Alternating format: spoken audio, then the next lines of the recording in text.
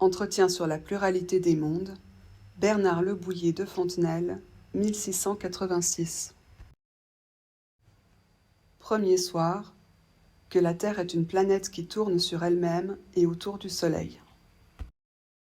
Partie 3. Lecture avec explication. Bonjour à tous, bienvenue sur la chaîne. Je fais juste une petite parenthèse avant de commencer pour vraiment vous rappeler que le but de mes vidéos, c'est juste de vous aider à comprendre et que ça ne remplace pas un cours. Et on commence tout de suite. Il vaut mieux en effet, répondis-je, qu'on n'y voit que des pas d'amant, c'est-à-dire votre nom et vos chiffres gravés sur l'écorce des arbres par la main de vos adorateurs. Laissons là, je vous prie, les adorateurs, reprit-elle, et parlons du soleil. J'entends bien comment nous nous imaginons qu'il décrit le cercle que nous décrivons nous-mêmes. Mais ce tour ne s'achève qu'en un an, et celui que le soleil fait tous les jours sur notre tête, comment se fait-il? Avez-vous remarqué, lui répondis-je, qu'une boule qui roulerait sur cette allée aurait deux mouvements? Elle irait vers le bout de l'allée, et en même temps, elle tournerait plusieurs fois sur elle-même, en sorte que la partie de cette boule qui est en haut descendrait en bas, et que celle d'en bas monterait en haut. La Terre fait la même chose. Dans le temps qu'elle avance sur le cercle qu'elle décrit en un an autour du Soleil, elle tourne sur elle-même en 24 heures. Ainsi, en 24 heures, chaque partie de la Terre perd le Soleil et le recouvre. Et à mesure qu'en tournant, on va vers le côté où est le Soleil, il semble qu'il s'élève. Et quand on commence à s'en éloigner en continuant le tour, il semble qu'il s'abaisse. Cela est assez plaisant, dit-elle. La Terre prend tout sur soi et ce Soleil ne fait rien. Et quand la Lune et les autres planètes et les étoiles fixes paraissent faire un tour sur notre tête en 24 heures, c'est donc aussi une imagination? Imagination pure, repris-je, qui vient de la même cause. Les planètes font seulement leur cercle autour du Soleil en des temps inégaux selon leur distance inégale, et celle que nous voyons aujourd'hui répondre à un certain point du zodiaque ou de ce cercle d'étoiles fixes, nous la voyons demain à la même heure répondre à un autre point, tant parce qu'elle a avancé sur son cercle que parce que nous avons avancé sur le nôtre. Nous marchons, et les autres planètes marchent aussi, mais plus ou moins vite que nous. Cela nous met en différents points de vue à leur égard et nous fait paraître dans leur cours des bizarreries dont il n'est pas nécessaire que je vous parle. Il suffit que vous sachiez que ce qu'il y a d'irrégulier dans les planètes ne vient que de la diverse manière dont notre mouvement nous les fait rencontrer et qu'au fond elles sont toutes très réglées. Je consens qu'elles le soient, dit la marquise, mais je voudrais bien que leur régularité coûtât moins à la Terre. On ne l'a guère ménagée et pour une grosse masse aussi pesante qu'elle est, on lui demande bien de l'agilité. Mais, lui répondis-je, aimeriez-vous mieux que le Soleil et tous les autres astres qui sont de très grands corps fissent en 24 heures autour de la Terre un tour immense, que les étoiles fixes qui seraient dans le plus grand cercle parcourussent en un jour plus de 27 660 fois 200 millions de lieues? Car il faut que tout cela arrive si la Terre ne tourne pas sur elle-même en 24 heures. En vérité, il est bien plus raisonnable qu'elle fasse ce tour qu'il n'est tout au plus que de 9000 lieues. Vous voyez bien que 9000 lieues, en comparaison de l'horrible nombre que je viens de vous dire, ne sont qu'une bagatelle. Donc, pour rappel, dans la scène précédente, ils ont parlé du zodiaque, le philosophe propose à la marquise de faire un dessin, elle refuse, de manière simplifiée pour ne pas que d'autres personnes voient qu'elle a de l'intérêt pour l'astronomie. Et donc là, vous pouvez voir que le philosophe lui répond qu'il vaut mieux en effet qu'on n'y voit que les pas de ses amants, etc., qu'on n'y voit donc que des choses futiles qui plaisent un peu plus à son monde. Là, la marquise, elle met ce sujet frivole de côté et elle revient sur le sujet des sciences, de l'astronomie exactement. Et donc là, en fait, il y a quelque chose qu'elle ne comprend pas. La Terre fait le tour du Soleil en un an, ok, elle a compris, mais en fait, on voit tous les jours le Soleil tourner autour de la Terre. En tout cas, c'est l'impression qu'on a. Et elle demande comment ça se fait. Et donc là, il lui donne une image d'une boule qui roule et qui a donc deux mouvements, son déplacement et des tours sur elle-même. Il explique donc le double mouvement que fait la Terre. Et juste là, vous pouvez voir donc qu'il explique que la Terre tourne autour du Soleil et qu'en même temps qu'elle tourne autour du Soleil, elle tourne sur elle-même, ce qui donne l'impression que le Soleil tourne. Du coup, il explique le jour et la nuit, avec la partie tournée vers le Soleil qui est éclairée, c'est le jour, la partie tournée de l'autre côté n'est pas éclairée, c'est la nuit, et tout ça prend 24 heures. Comme le tour se fait progressivement, le Soleil progressivement illumine diverses parties de la Terre, et de l'autre côté, les parties se retrouvent progressivement dans l'obscurité. C'est un peu le principe du décalage horaire, et c'est aussi ce qui donne l'impression que le Soleil tourne. Donc là, il répète que ce n'est que purement de l'imagination que les choses tournent autour de la Terre, à part la Lune. Tout en rappelant que le temps que les planètes mettent à tourner autour du Soleil dépend de la distance à laquelle elles se trouvent et que ce temps est inégal pour les planètes. Et il répète que ce sont les planètes et la Terre qui tournent autour du Soleil et que ce n'est qu'une impression quand on voit certains éléments à un endroit différent. Ce n'est pas parce qu'ils ont bougé, c'est parce que nous avons bougé. Éventuellement, les planètes, c'est parce qu'elles ont bougé aussi. Là, la marquise plaint de nouveau la Terre avec sa nouvelle charge de travail et les efforts qu'elle doit fournir pour faire le tour alors qu'avant elle était au centre et ne bougeait pas. Et à ça, le philosophe répond qu'en fait, oui, mais avec l'ancien système, alors d'autres planètes qui étaient beaucoup plus grosses, beaucoup plus éloignées, devaient dépenser beaucoup plus d'énergie et passer beaucoup plus de temps à tourner autour de la Terre. Finalement, ça répartit mieux les efforts de tout le monde. Oh, répliqua la marquise, le soleil et les astres sont tous de feu, le mouvement ne leur coûte rien, mais la terre ne paraît guère portative. Et croiriez-vous, repris-je, si vous n'en aviez l'expérience, que ce fût quelque chose de bien portatif qu'un gros navire monté de 150 pièces de canon, chargé de plus de 3000 hommes et d'une très grande quantité de marchandises. Cependant, il ne faut qu'un petit souffle de vent pour le faire aller sur l'eau parce que l'eau est liquide et que se laissant diviser avec facilité, elle résiste peu à un mouvement du navire. Ou s'il est au milieu d'une rivière, il suivra sans peine le fil de l'eau parce qu'il n'y a rien qui le retienne. Ainsi la Terre, toute massive qu'elle est aisément portée au milieu de la matière céleste, qui est infiniment plus fluide que l'eau et qui remplit tout ce grand espace où nagent les planètes. Et où faudra-t-il que la Terre fût cramponnée pour résister au mouvement de cette matière céleste et ne pas s'y laisser emporter? C'est comme si une petite boule de bois pouvait ne pas suivre le courant d'une rivière.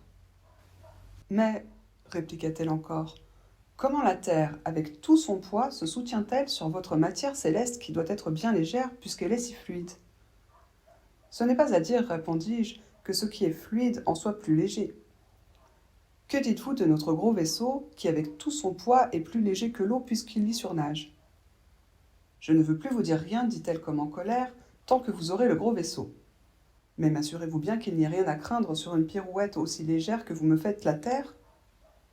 Eh bien, lui répondis-je, faisons porter la terre par 4 éléphants comme font les Indiens. Voici bien un autre système, s'écria-t-elle.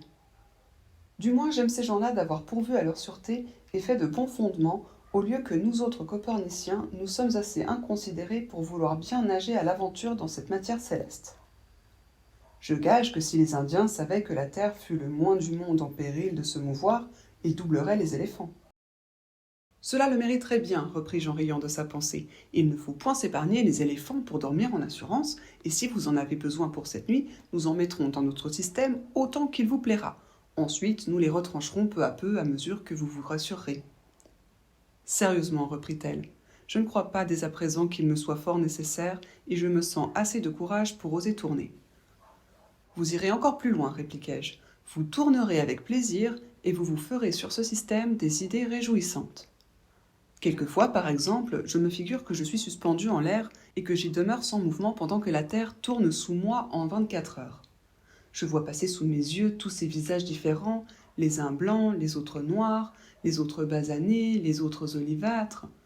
D'abord ce sont des chapeaux, et puis des turbans, et puis des têtes chevelues, et puis des têtes rasées, tantôt des villes à cloches, tantôt des villes à longue aiguille qui ont des croissants, tantôt des villes à tours de porcelaine, tantôt de grands pays qui n'ont que des cabanes, ici de vastes mers, là des déserts épouvantables, enfin toute cette variété infinie qui est sur la surface de la Terre. Et là, la marquise, elle fait remarquer que le Soleil et les autres astres, ils sont de feu, qu'ils sont donc très légers et que donc ça ne leur coûte rien. Par contre, la Terre, elle est beaucoup plus lourde. Et donc là, pour expliquer un petit peu mieux ce qui se passe à la marquise, pour qu'elle le comprenne mieux, aussi pour que les lecteurs comprennent mieux, il va comparer la Terre avec un bateau, un navire, un gros navire. Juste ici, il explique que peu d'énergie suffit à faire avancer le navire, peu importe son poids et sa taille. Un peu comme pour la Terre, peu importe son poids et sa taille, peu d'énergie suffit. Le courant qu'il y a dans la matière céleste suffit à déplacer la Terre. En partie, ça s'explique aussi grâce à la résistance faible de la matière, c'est ce qu'il nous dit là. Donc la Terre, elle ne rencontre pas beaucoup de résistance à ses déplacements, ça ne lui coûte pas d'énergie, ou très peu. Et là, il fait une comparaison avec une boule de bois dans une rivière qui serait emportée par le courant pour expliquer que la Terre est emportée par le courant dans la matière céleste. Et il explique qu'il faudrait qu'elle soit accrochée solidement pour ne pas se déplacer. Sauf que la Terre n'est pas accrochée. La marquise intervient de nouveau, décidément elle n'est pas facile à convaincre, et vous voyez qu'elle demande aussi pourquoi la Terre ne coule pas dans la matière céleste. De nouveau, c'est toujours comparable à l'eau. Donc, quelque chose de lourd dans l'eau coulerait. On peut imaginer une boule de bowling à notre époque. Pourquoi la Terre, elle ne coule pas dans la matière céleste? Pourquoi elle flotte? Et donc là, le philosophe répond en reprenant l'image du bateau. Un gros navire, c'est pas léger, mais pourtant ça coule pas. En fait, juste là, vous voyez qu'il continue et qu'il explique que le poids n'a pas vraiment d'importance. Donc là, vous voyez que la marquise se vexe un peu. Apparemment, elle a compris. Là, elle demande à être rassurée un peu sur les choses qu'elle a demandées précédemment, qu'on ne va pas couler ou être emporté par le courant. Bon, bah, évidemment que non. Il essaie de la rassurer, et pour la rassurer, il va parler d'un autre système. Donc là, il propose un autre système, un système indien où la Terre est soutenue par des éléphants. C'est un système qui repose sur des croyances. Et là, vous voyez que ça marche, que la marquise semble être rassurée. Et c'est un peu une façon pour l'auteur de nous dire que les croyances, finalement, elles sont là pour nous rassurer, pour répondre à des choses qu'on ne comprend pas, et pour nous rassurer, tout simplement. Évidemment qu'il n'y a jamais eu d'éléphant sous la Terre. Et d'ailleurs, juste là, quand il dit que s'ils avaient su que la Terre encourait le moindre danger, ils auraient rajouté des éléphants, ils auraient eu peur, ils auraient inventé plus d'éléphants pour plus se rassurer. D'ailleurs, il lui propose de rajouter un peu plus d'éléphants, toujours pour la rassurer, et vous voyez que, comme elle a compris, elle se sent confiante, elle le dit, qu'elle se sent assez de courage pour oser tourner, et elle refuse gentiment les éléphants, parce que son angoisse est calmée, parce que sa peur est calmée, parce qu'elle a compris, donc elle n'en a plus besoin, elle n'a plus besoin de croyances pour se rassurer. La conversation continue, et là il explique tout simplement comment il rêve qu'il est suspendu en l'air et qu'il voit tout le monde défiler avec toute la diversité qu'il contient. Finalement, ses connaissances en sciences, en astronomie, lui permettent de rêver. En vérité, dit-elle, tout cela mériterait bien que l'on donnât 24 heures de son temps à le voir. Ainsi donc, dans le même lieu où nous sommes à présent, je ne dis pas dans ce parc, mais dans ce même lieu, à le prendre dans l'air, il y passe continuellement d'autres peuples qui prennent notre place et au bout de 24 heures, nous y revenons. Copernic, lui répondis-je, ne le comprendrait pas mieux. D'abord, il passera par ici des Anglais qui raisonneront peut-être de quelques dessins de politique avec moins de gaieté que nous ne raisonnons de notre philosophie. Ensuite viendra une grande mer, et il se pourra trouver en ce lieu-là quelques vaisseaux qui n'y sera pas si à son aise que nous. Après cela paraîtront des Iroquois, en mangeant tout vif quelques prisonniers de guerre qui fera semblant de ne s'en pas soucier. Des femmes de la terre de Gesso qui n'emploieront tout leur temps qu'à préparer le repas de leur mari et à se peindre de bleu les lèvres et les sourcils pour plaire aux plus vilains hommes du monde. Des Tartares qui iront fort dévotement en pèlerinage vers ce grand prêtre qui ne sort jamais d'un lieu obscur où il n'est éclairé que par des lampes à la lumière desquelles on l'adore. De belles circassiennes ne feront aucune façon d'accorder tout au premier venu, hormis ce qu'elles croient qui appartient essentiellement à leur mari. De petits Tartares qui iront voler des femmes pour les Turcs et pour les Persans. Enfin nous, qui débiterons peut-être encore des rêveries. Il est assez plaisant, dit la marquise, d'imaginer ce que vous venez de me dire. Mais si je voyais tout cela d'en haut, je voudrais avoir la liberté de hâter ou d'arrêter le mouvement de la Terre selon que les objets me plairont plus ou moins, et je vous assure que je ferai passer bien vite ceux qui s'embarrassent de politique ou qui mangent leurs ennemis. Mais il y en a d'autres pour qui j'aurai de la curiosité. J'en aurai pour ces belles circassiennes, par exemple, qui ont un usage si particulier. Mais il me vient une difficulté sérieuse. Si la Terre tourne, nous changeons d'air à chaque moment, et nous respirons toujours celui d'un autre pays. Nullement, madame, repris-je. L'air qui environne la Terre ne s'étend que jusqu'à une certaine hauteur, peut-être jusqu'à 20 lieues tout au plus. Il nous suit et tourne avec nous. Vous avez vu quelquefois l'ouvrage d'un ver à soie ou ces coques que ces petits animaux travaillent avec tant d'art pour s'y emprisonner. Elles sont d'une soie fort serrée, mais elles sont recouvertes d'un certain duvet fort léger et fort lâche. C'est ainsi que la Terre, qui est assez solide, est couverte depuis sa surface jusqu'à une certaine hauteur d'une espèce de duvet qui est l'air, et toute la coque de ver à soie tourne en même temps. Au-delà de l'air est la matière céleste incomparablement plus pure, plus subtile et même plus agitée qu'il n'est. Là, la marquise, elle résume donc la rotation de la Terre, qui fait un tour sur elle-même en 24 heures, avec tout ce petit monde qui défile, et en 24 heures, on est de retour au même endroit. Le philosophe confirme, et il réexplique un petit peu comment ça tourne, tout simplement. On ne va pas revenir dans les détails, je pense que c'est assez clair.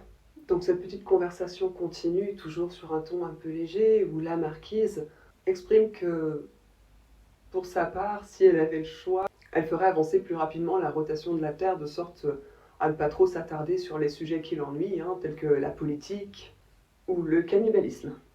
Là, on revient sur la science, et elle demande si, en fait, on change d'air en tournant. Est-ce que l'air reste sur place ou est-ce qu'il tourne avec la Terre? Et là, le philosophe lui répond qu'en fait, l'air va jusqu'à 20 lieues de hauteur, au grand maximum, et qu'il nous suit, qu'il tourne avec nous. Et là, pour lui expliquer le concept de l'air qui entoure la Terre, il fait la comparaison avec les cocons des vers à soie, où il y a une coque qui est dure, entourée d'une partie plus moelleuse, et la coque, ce serait l'équivalent de la surface de la Terre, et l'air, l'équivalent de cette partie plus moelleuse autour du cocon.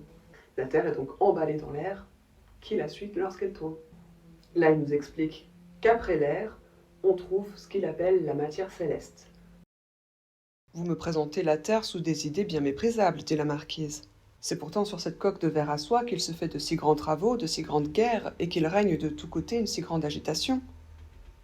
Oui, répondis-je. Et pendant ce temps-là, la nature, qui n'entre point en connaissance de tous ces petits mouvements particuliers, nous emporte tous ensemble d'un mouvement général et se joue de la petite boule. Il me semble, reprit-elle, qu'il est ridicule d'être sur quelque chose qui tourne et de se tourmenter tant. Mais le malheur est qu'on n'est pas assuré qu'on tourne, car enfin, à ne rien vous sceller, toutes les précautions que vous prenez pour empêcher qu'on ne s'aperçoive du mouvement de la Terre me sont suspectes.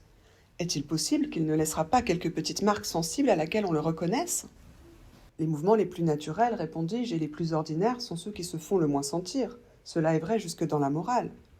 Le mouvement de l'amour-propre nous est si naturel que le plus souvent nous ne le sentons pas et que nous croyons agir par d'autres principes. Ah, vous moralisez, dit-elle. Quand il est question de physique, cela s'appelle bâiller. Retirons-nous. Aussi bien, voilà assez pour la première fois. Demain, nous reviendrons ici, vous avec vos systèmes et moi avec mon ignorance. En retournant au château, je lui dis pour épuiser la matière des systèmes qu'il y en avait un troisième inventé par Tycho Brahe qui, voulant absolument que la Terre fût immobile, la plaçait au centre du monde et faisait tourner autour d'elle le Soleil, autour duquel tournaient toutes les autres planètes parce que depuis les nouvelles découvertes, il n'y avait pas moyen de faire tourner les planètes autour de la Terre. Mais la marquise, qui a le discernement vif et prompt, jugea qu'il y avait trop d'affectation à exempter la Terre de tourner autour du Soleil, puisqu'on n'en pouvait pas exempter d'autres grands corps, que le Soleil n'était plus si propre à tourner autour de la Terre depuis que toutes les planètes tournaient autour de lui, que ce système ne pouvait être propre tout au plus qu'à soutenir l'immobilité de la Terre quand on avait bien envie de la soutenir et nullement à la persuader, et enfin il fut résolu que nous nous en tiendrons à celui de Copernic, qui est plus uniforme et plus riant, et n'a aucun mélange de préjugés. En effet, la simplicité dont il est persuadé et sa hardiesse font plaisir. Et là, vous voyez par sa réaction que la marquise trouve assez réducteur la comparaison, et elle lui énonce les grandes choses qu'on trouve sur la Terre. Ça manquait de prestige pour elle, apparemment. Mais là, le philosophe lui répond qu'en fait, la nature s'en fiche, et que c'est pas si extraordinaire, que les choses qui se passent sur Terre, les histoires des humains, n'ont pas tant d'importance que ça aux yeux de la nature. Dans ce petit paragraphe, la marquise exprime le fait qu'elle ne comprend pas comment est-ce possible qu'on ne sente pas qu'on tourne. Et elle demande s'il y a quelque chose qu'on pourrait sentir en fait, qu'il y a un indice quelque part, quelque chose qu'on pourrait sentir qui prouve qu'on tourne. Ce à quoi le philosophe répond que non, qu'en fait c'est un mouvement, plus il est naturel et moins on le sent. Il indique aussi que ce principe peut s'appliquer dans d'autres domaines, tels que par exemple l'amour-propre, qu'on a tendance à agir par amour-propre de manière complètement naturelle, et même qu'on finit par penser qu'on agit pour autre chose. Vous comprenez d'après la réponse de la marquise qu'elle n'aime pas beaucoup le fait qu'il moralise, c'est sa façon de lui dire que ça n'a rien à faire dans la science, et après ça, elle suggère de rentrer, de mettre un terme à la petite discussion et de recommencer le lendemain. Là, il retourne donc au château pour aller se coucher, et en chemin, le philosophe lui parle d'un autre système, donc comme vous pouvez le voir cette fois-ci avec la Terre au centre, le Soleil qui tourne autour de la Terre, et les autres planètes qui, elles, tournent autour du Soleil, qui lui donc tourne autour de la Terre. Et il le dit bien, avec les nouvelles découvertes, c'était plus possible que tout tourne autour de la Terre, donc en fait ce système-là c'est un peu un compromis, mais c'est toujours faux.